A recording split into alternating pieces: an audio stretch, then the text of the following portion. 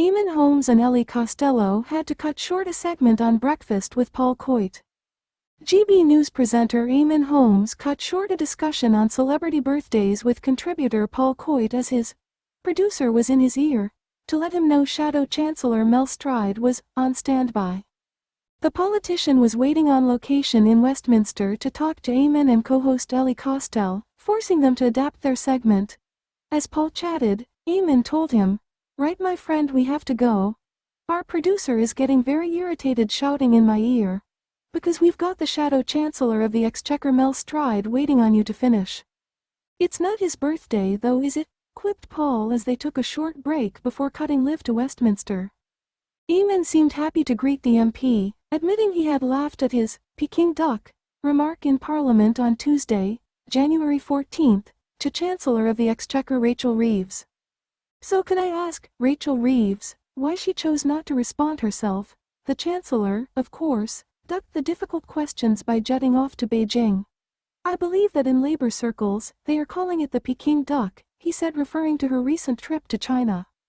"I don't know about the future of Rachel Reeves, that's in the hands of the Prime Minister, but what I do know is that she's got to get a grip of this economy," Mr. Stride responded. "We've seen growth killed stone dead. We've seen the government has taxed the living daylights out of businesses. We have seen, even though inflation has come off a little bit this morning, high inflation above target. And you put all those things together with the moves that there have been in the bond market, and you've got an economy that's in a very precarious situation, and she really needs to get a grip, particularly on how she's going to start generating growth," he said.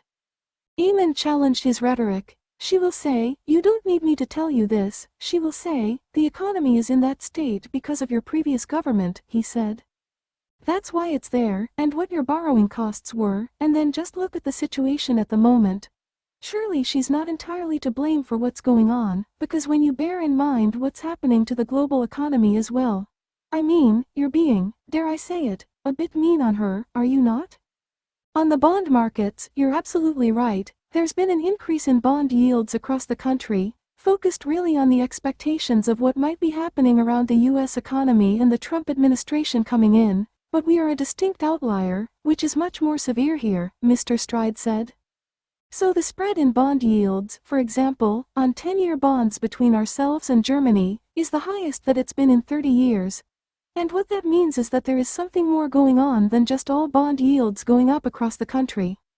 In terms of the inheritance that Rachel Reeves received from us, we had far from stone-dead growth that we have at the moment. We had the fastest growth in the G7, we had a near-record level of employment. We had a near-record low level of unemployment. We've seen real wages rising for each of 13 consecutive months. And on inflation, we've taken it down from its peak of over 11% down to bang on target at 2% on the day of the general election.